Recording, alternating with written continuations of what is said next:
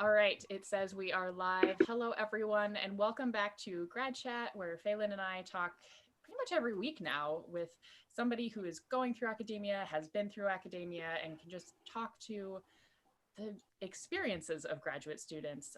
And we really try to focus on those conversations that really need to be had more. Maybe they're taboo in some way. Maybe they're just things that we assume are normal and or we assume we're kind of alone in. Regardless, thank you all for showing up. If you're live, super excited for your questions. If you're here later, awesome. Drop them in the chat or send them to our social media accounts. Both Faye and my social media are linked underneath of us. But we're going to jump right in, and I'm going to have Faye introduce our awesome guest today. Welcome to Grad Chat, everyone. So today we're going to be talking about living in another country. And we're really excited to have our guest today, Gülsün Demirezen, who was born and raised in Turkey. And she's currently a mechanical engineering PhD candidate at the Center for Sustainable Energy Systems at Ryerson University in Toronto, Canada. So we're really excited because we're going to talk about Gülsün's journey moving to Canada on her own to pursue her studies. So, Susanna, you want to just jump right into it and get to some of these questions? Yeah, I mean, we got some really great questions this week, which is awesome. And yeah, we have to jump in.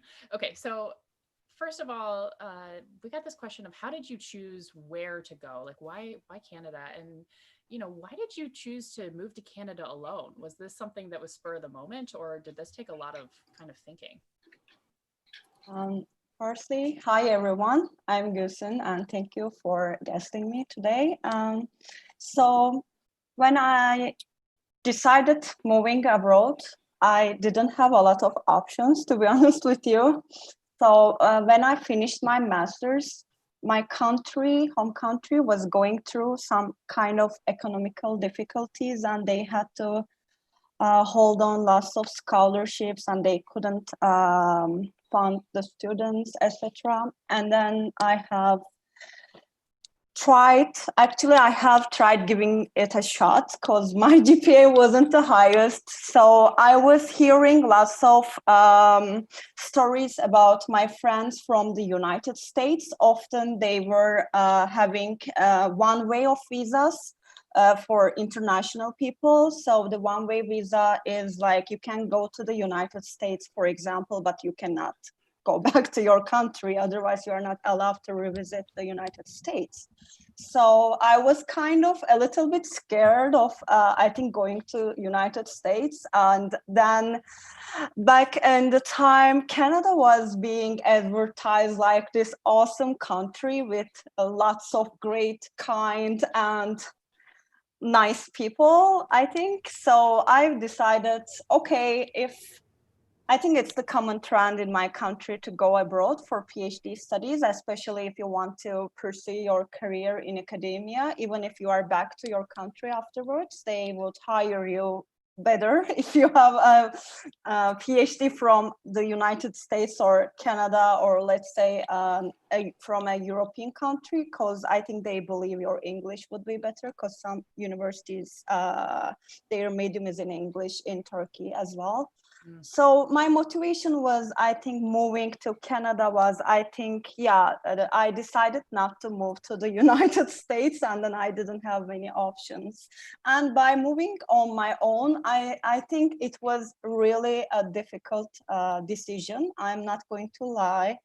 And because, you, as I also mentioned in my Instagram stories yesterday, you just pack your whole life in 2 suitcases, and then you don't have your friends, you don't have your family, you have to start from zero. Nobody knows you, nobody would help you in the beginning because they don't know you and you don't know anybody. So it was a difficult decision, but I think I thought that maybe I should grow out by facing with some challenges. And also I used to live in Sweden by myself for 1 year. And also I moved out from my parents' house when I was around 17 to study for university education. Wow. And that was also, I was born and raised in a small town, and then I had to move to Istanbul, which is like, there are 20 million people. It's like almost like Canada. So it was also a different world. So I guess I was kind of experienced. So now that I go back and think about my decision of moving to Canada, I kind of find it like, it was such a crazy decision, but at the same time, I think I get my energy and encouragement from my previous experiences, kind of. Yeah. Wow. Yeah, that's quite just like, it's so interesting how your earlier life experience has prepared you for this in some ways, and then in other ways, I mean, this is, I mean, how often do you get to see your family now? Yeah, it's a very actually sad situation. I mean, obviously due to COVID, that's more, I think, that's difficult right now. But if we considered we were not going through a pandemic, I, as often as I could see them twice a year. That was like, I think, the best. But I would say once a year, maybe. Yeah. Wow. Yeah. No, I think I really love these grad chats because we get to talk about some of the more human experiences of doing a PhD, like moving to another country, and some of the struggles and vulnerabilities that you've described, Golson, that come with that. And I think even in the questions that we got before our chat, a lot of people are asking about what that transition was like. And if we were to jump in, I think one of these questions we have listed here is, what is it like having to do science in a place in a second or third language? And a follow-up is, do you get used to it after a while? So getting back at this challenge of transitioning, and also transitioning when it's a new language. Yeah, I think that's a great question. Thank you for asking, whoever asked the question. So actually, to be honest with you, I didn't have a good English education when I was in high school or middle school, because I was going to public school and our teachers didn't know English. And then I went to university, and in the university, the medium of education was in English.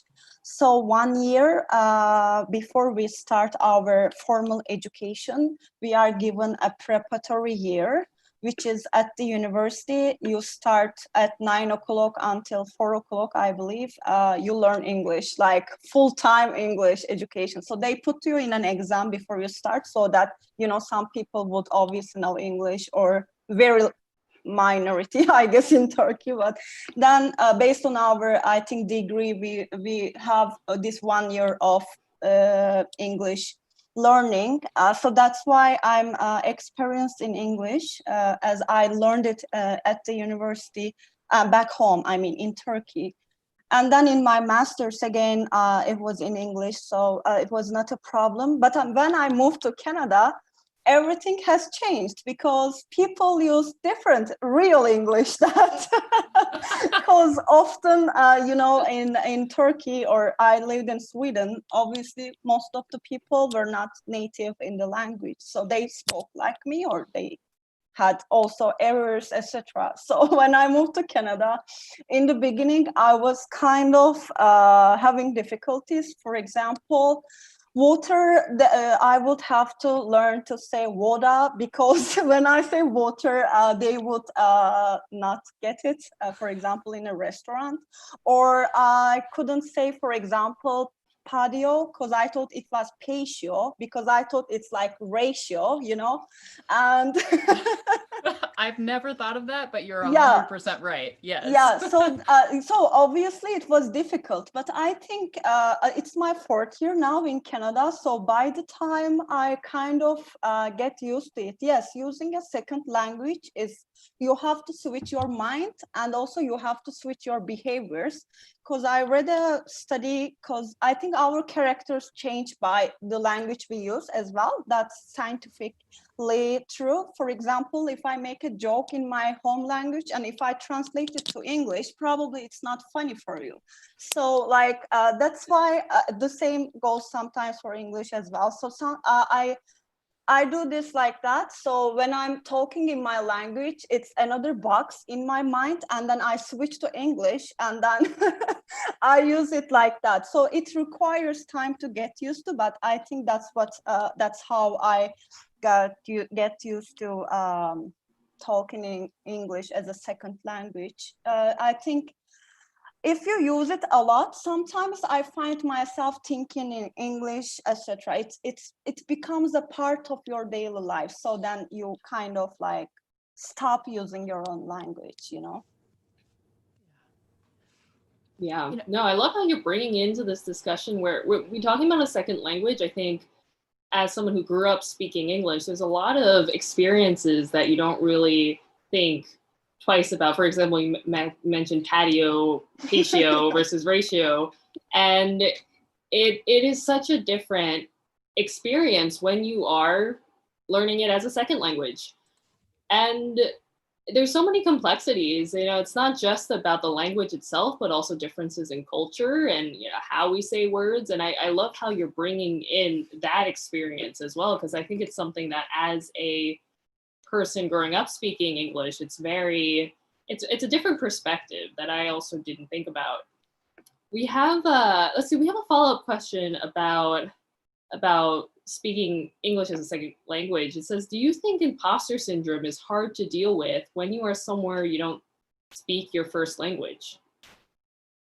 That's again, I think it's a great question. To be honest with you, if you're in engineering and if you're a woman, no matter where you are, like for example, consider I am not in Canada right now, but let's say I'm in Turkey. I think by default you would have this imposter syndrome as a woman, because I think I don't have this huge self-esteem that most of the guys have, for example, in my lab. So I think the language isn't a barrier if you know how to use the language, if you get used to it. Obviously, in my first year, I have had lots of challenges. I had to change my supervisor, for example, etc. And I think in these parts, if I knew the system, not the language, I think I would deal with the imposter syndrome or any other syndromes you could name it better. But now I think it's not a problem. Yeah, I think it's all about the time. You get used to it, I guess. Yeah. It's really interesting, that kind of like overlap of difficulties, right? You've got the location move, you've got being a woman in a predominantly men-run space. And I'm actually going to jump down. We'll come back to the moving to a different country, but just because this follows up so well, this question: did you find it difficult to get used to being the only woman in a lab, and is it still difficult? You know, when did this start? Yeah, in our lab has lots of male students. Oh, it's a big lab, so I don't know the exact number, but like there are like 10 etc. of them. I kind of, yes, it was difficult, and I think it will be difficult until I graduate, or if my professor finds a female student. Yeah, it's difficult by all means, I guess. Yeah, I mean, I'm not going to lie. Yes, it's difficult. Do you think that's do you get used to it, or is it just something that, you know, is this something that keeps coming back up for you? I was lucky, I was in biology, and it's more and more women in that field, but I know engineering sciences are still pretty far behind on that gender gap. Yeah, I was quite shocked to see that gap was bigger than my own country, which is like, I think it gets lots of critics about gender inequalities, but I was shocked about my experience in Canada, and I hear similar stories in North America. So the difficulty is that I think sometimes I have to be one of the bros in the lab. Like they are kind of like asking for advices about like their own personal things, or I sometimes have to, I don't know, I don't get very personal because we kind of couldn't get very close. I think that's because of their, I think, personality or like their experiences. And by my chance, the boys are also older, way too older than me. For example, there is another PhD student. He is 10 years older than me and he has like 3 kids and stuff. So we have like, we are in different worlds. So it's hard to start up a conversation because also I think they don't like talking to girls. So I mean, yeah, it's difficult. I think it's based on like the people. I could have lots of fun with all boys only lab in an all boys only lab. I think it depends on the people. Yeah. Yeah, I mean, I think that's a really, I've worked in, one of the labs I've worked in was probably 90% men. It was a fairly large lab, and it really had to do with the personalities. But Yeah. there were certainly, when personalities changed, when people came in or out of the lab, even if it was the same gender skew, it was a very different situation. Okay, like I promised, going back to the, going into another country, being an international student, this still just blows me away. All of the just extra hoops that you have to jump through. Grad school is hard enough. One of the questions was, did your university help you with visa or relocation costs? So did you get anything for being an international student coming all of this way to go to a university in Toronto? So thank you for this question. I think the system is pretty, if I compare North American countries, sorry for doing that, but we have only one neighbor, which is the United States. So that's why, so it's a little bit different than the United States. So when I applied for my visa, I had my offer letter that was my 4 years of scholarship. So I didn't have, to be honest, if that's the motivation of these questions, obviously, I didn't have extra money in my pocket to apply for the visa. This offer letter was enough to apply.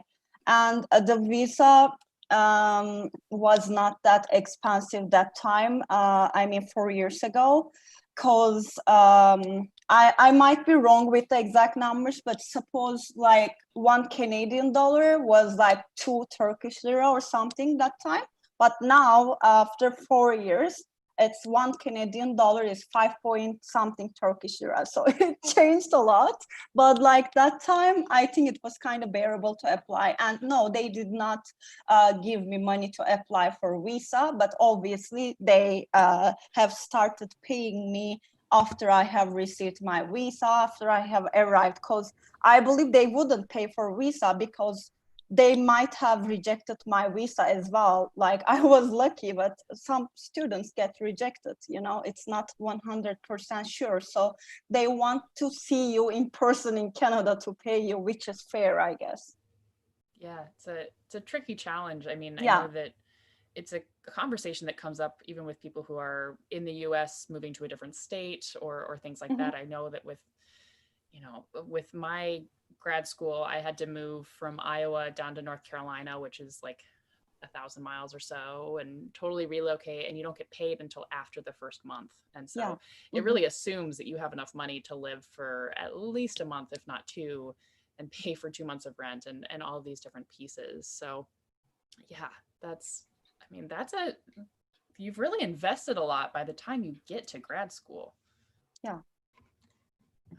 Yeah, no, I agree. I think a big layer to the complexity of living in another country is also the logistics. And if it's figuring out the bureaucracy when it comes to visas, or I think last week or 2 weeks ago, we had Thiago on here who was talking about his experience as an international student coming to the US. And he did this fantastic thing where he showed the differences between the different visas and really how there might be different jargon or complexities that if you're not an international student, you don't really think about. So I think it's really a great conversation to have, to talk about these difficult logistics. as well, and how it can differ between, different people in their journey. Yeah. Let's Absolutely. So I would like to add this. For example, when you get your visa, it's not the end of the process. For example, my visa is expiring in this September, and also my study permit is expiring. So I have applied in April the 4th to extend my study permit and work permit, and I'm still waiting. So it makes a lot of months. You give your passport to them to process as well. So that means I cannot leave the country. Not that I can travel right now, but it's kind of still, it's difficult, yeah. And one of the questions that's coming in from Denise says, what can be improved for PhD students that are coming from other cultures? Looking at this situation, whether it's that financial support or that understanding about family, what do you wish these systems were knowing and maybe doing differently? So is it for international students specific question? Yeah, I think so. Yeah. So yeah, I had some earlier questions about studying a PhD in Canada specifically, but yeah, mostly for international students. Yeah, thank you for the question. I think there are too many things to be improved. So I will just name the things that I could think of. So for example, the stipends that we are paid to are ridiculous, and it's very low. I mean, by saying ridiculous, it's not ridiculously high, it's low for all of us. And I have mentioned this in my Instagram stories yesterday as well. And I have brought it up in a chat with, I think, Associate Dean, like she hosted a grad coffee break kind of conversation for like 40 or more students were there. And then the answer that I have received was like, oh, we were paid very little as well. So you have to wait until you graduate and then you see how much you paid. And that's not the answer. So what can be improved is that I think the health insurances, it covers you basically. I'm sorry to be negative, but if you die, it doesn't cover if you are really sick or something. Health, obviously, mental health, stipends maybe could be given in advance, maybe when they arrive to country. I understand they cannot do it before, but also I think, yeah, supporting the students, because as Fay has mentioned, I think it's challenging to transition to a new country, and then you also find all these problems all at once. It has negative impact on our mental health, and I think those are not discussed. So I think to begin with, for example, I am in the department's council or something. So from time to time, they invite me, all the professors, they have a meeting from time to time, and I can listen to those. And all they discuss about is, let's approve this course to be offered in fall term. Should we change the name of the course to this, to that? But like, even in this particular pandemic, none of them has been thinking about, do we have enough counselors for graduate students? Or do we have enough healthcare opportunities? I might get COVID-19 and I don't even know what I should be doing. So they were never discussed. Financially, as I mentioned, it's always, they have excuse for finances, but especially for mental health and physical health, I think even starting up a conversation, especially within the department, could be a solution. But I think their main priority is to have students, to offer courses, and to run the university, which is making me really sad. So I think my answer, to sum up, would be maybe they can start having conversations about these important facts, Absolutely. I mean, I think Faye, and you can speak to this more than I can, but Faye, you've been involved in a lot of discussions with your university and, to varying degrees of enjoyment, to the lack of a better word.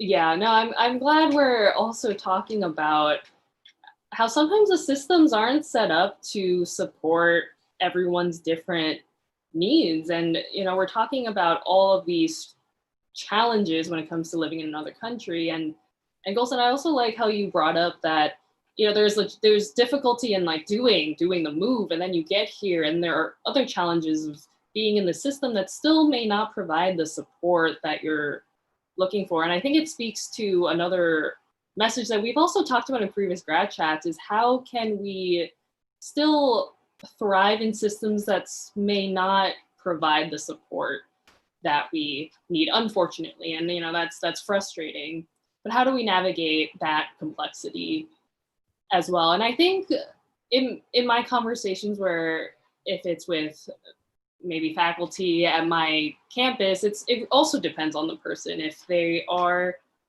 a supporter, they're willing to put in energy to advocate for the needs that you've described. I've had great conversations, and I've also had conversations where either I was ignored or they didn't really lead to anything productive, or it led to backlash, which just speaks to how challenging, again, this challenge of being in an environment that may not fully support the needs that you're looking for. And I think it's important to find allies, and because there are people who will support you, and it might take a little energy to find, but I do want to say that they're there. And maybe Gulsen, you can also speak more about finding allies when it comes to living in another country.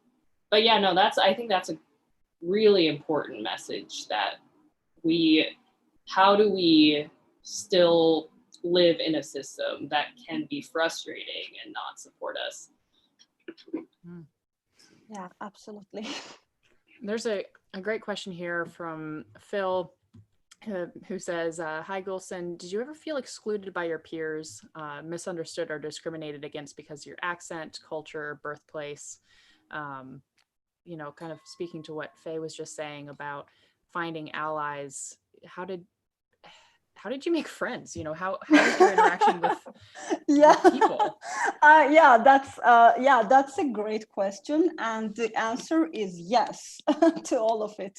Accent, birthplace, and absolutely. So as I've mentioned, I had to change my labs, and I'll start my experiences from my second lab. So I kind of don't want to discuss the third part. It was not the best experience. But anyway, so yes, on my first day in my new lab, let's say not new anymore, but like my current lab, I met with this new another PhD student, and he was relatively older than me. And after hearing that I speak, the first question he has asked me was, where are you from? Which is fine, because people get curious. Obviously, I speak different than you, and I maybe look different as well. So I understand people ask it, and I think there is no shame to say where I'm from. And and then the second question and the third questions are always I don't find them appropriate when you are not friends with, in the first place. So the second question he has asked me was if I ate pork. And it's kind of, I think the reason why he was trying to ask this question was that because my country is mainly Muslim dominated, and Muslims and Jews, they don't eat pork. So I think he was trying to ask my religion.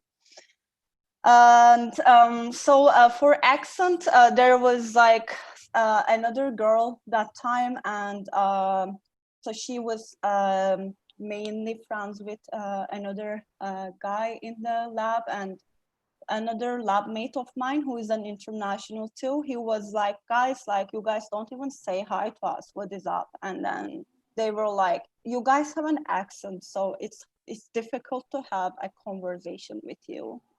So that was like, obviously that's like kind of high school bullying movies, and then obviously some people don't want to talk to you. And discrimination, obviously I have faced with discrimination many times, and I'm not surprised about it. For example, it was difficult at the first place for me to find a housing for myself when I first moved in, because whenever they realized that I'm an international person, they were kind of curious if I would be able to pay my rent properly, or if I would be a safe person for them not to like bomb their house or something, It was kind of difficult to find housing. It's kind of discrimination as well. And also a guy in my lab who is not in the lab anymore, but he literally didn't like me, and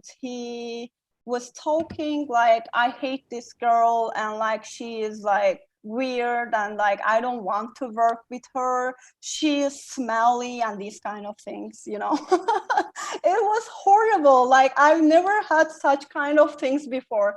And the thing is, those people who discriminated me were also, some of them were international people, or some of them were born and raised here, but it's not 100%, they were not all the time white people. So when I spoken to these experiences of mine with my supervisor, often he didn't want to consider it as a big problem, and he kind of tried to solve it easily. I understand that perspective, but he has found me as a sensitive person. I think that was also a discrimination, kind of gender-based discrimination, I believe, because like, women are like sensitive kind of stereotypes.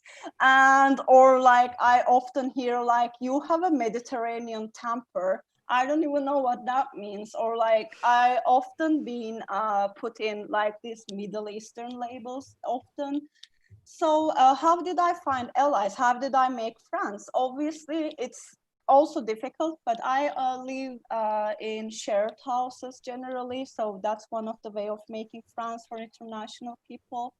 Or sometimes you just find your international friends, in Grad, for example, seminars, etc. Like, you can say hi to the person sitting next to you, or so. Like, there are WhatsApp groups, Facebook groups, and this kind of social media, Twitter, etc. So I have made friends in those ways. I have found allies at the university who had a very difficult battle with discrimination too. It was a domestic student, actually. She has graduated at the moment, but she is still trying to battle with the problems that university caused. Yeah. Well, that's awesome. It's great that you found friends who can be supportive in just the ways that you've talked about. I'm watching the chat and people are just like furious for you.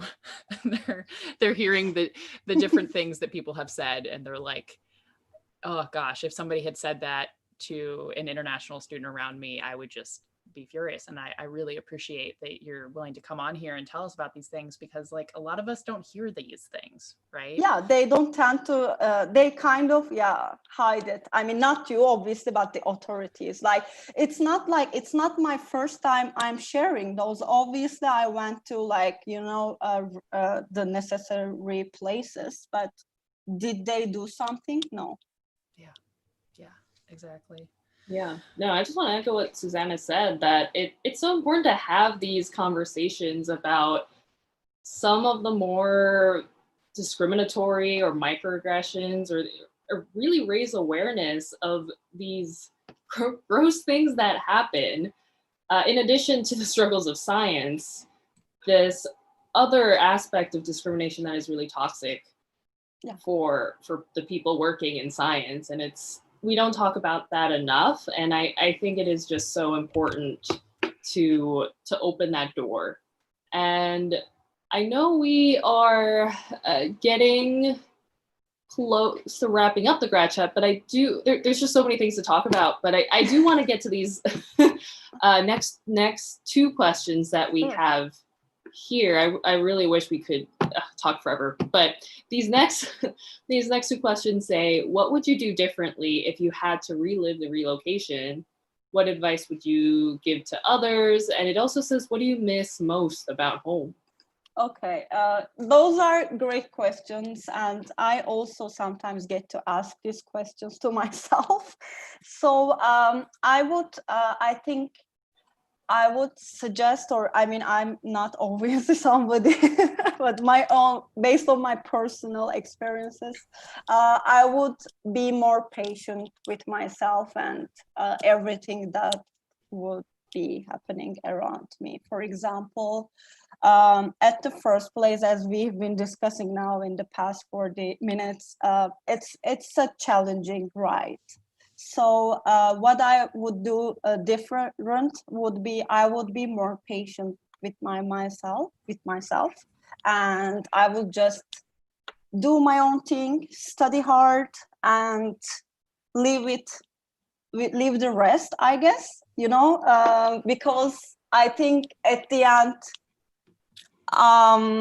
knowing the fact that I'm going to graduate one day is my main motivation. So I would just, as I said, I wouldn't be very sad about all of these experiences if it was me again going to 4 years ago, I would be, I think, reacting less. And what do I miss the most is I miss the people. Some people, it's easy to find whatever food. Some people might miss food, but Toronto is, I think, very diverse city. So you can find food or anything that's like you would miss. So I miss the people of my country, because I think we are very sharing and caring, and sometimes it's stepping on the boundaries, but even I miss that.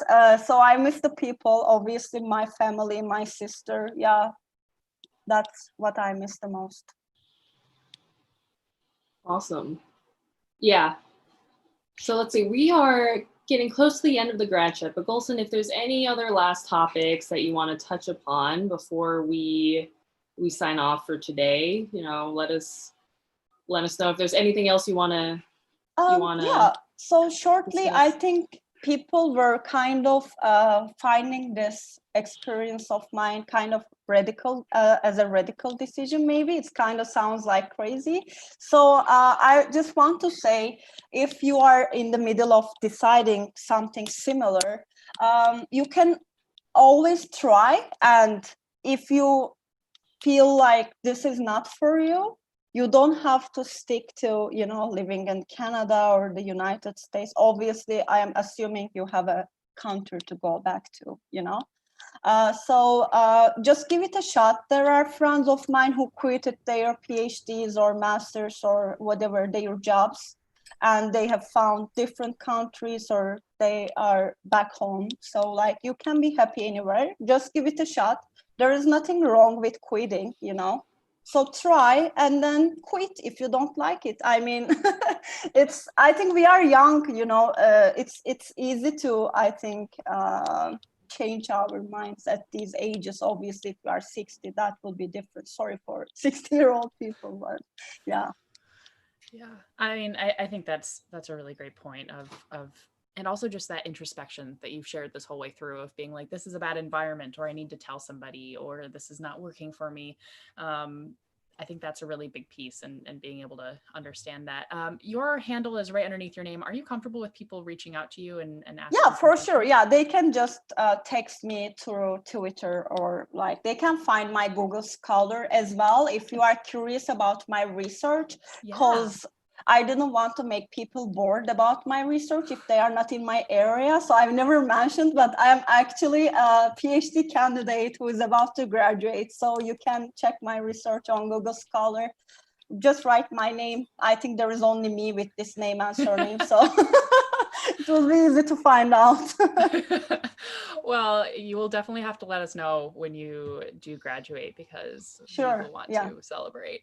Well, thank you so much again for coming Thank you. on, Yeah. sharing everything. It's been really cool to have you.